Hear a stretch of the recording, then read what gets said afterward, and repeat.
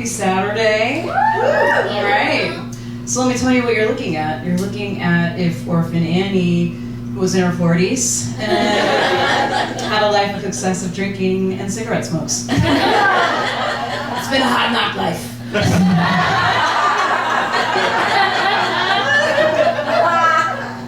But I'm really digging the sort of like Orphan Annie brand, so I'm really leaning into it. I'm actually an orphan, so my parents are dead. Yeah, thanks for not applauding. But I'm just holding out to that special family that's going to adopt me one of these days. So never get bumped on your dreams. It's going to happen. Cross your fingers. But, I did lose my parents, and that's tough. Death is tough. I wouldn't joke about it, but I'm about to for 5 minutes. And it's tough, but people, they try to comfort me. They try to tell me nice things like, you know what, your parents are always with you. Yeah, that's a beautiful sentiment. That's really nice. But I fucking hate it when I'm masturbating, though, okay? Because I feel my parents watching me in the ether with their judgment, Like I can hear my father's voice, like, oh my God, what the hell is Jilly Bean doing to herself, Maddie? Fingers don't belong in those holes.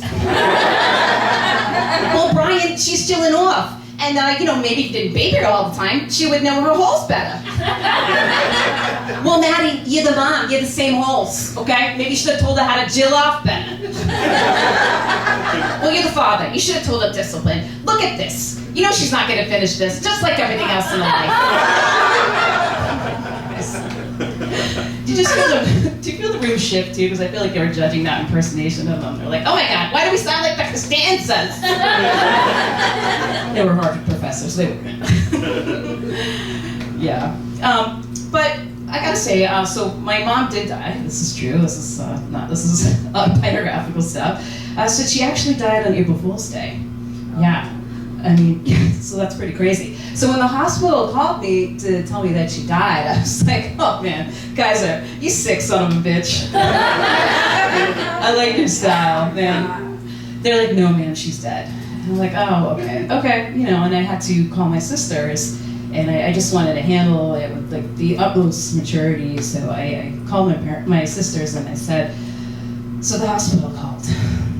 Mom is making a full recovery.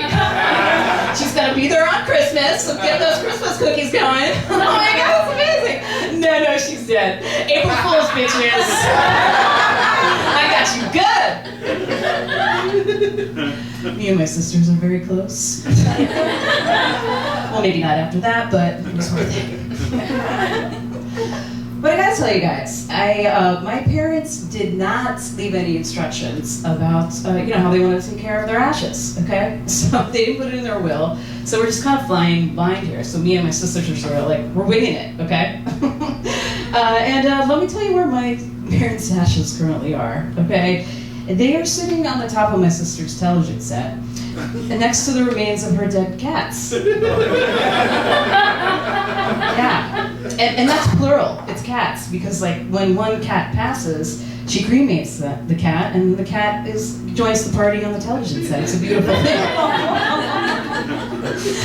So I know, and my sister lives in a studio apartment, so right now there's more ashes than stuff. Yeah, I know. It's dark, but true.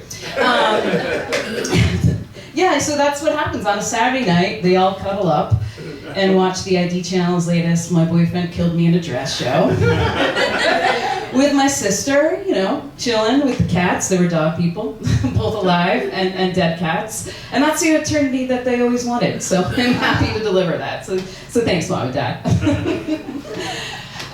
But one thing about my father, I'm sorry, I'm like, what? Is that Mom, Dad, is that you? I'm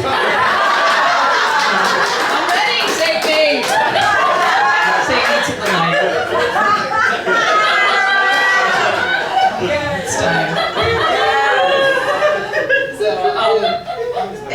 One quick joke about when you're doing funeral planning, my dad died shortly after my mom, back-to-back funerals, so, which is always a good time, but expensive.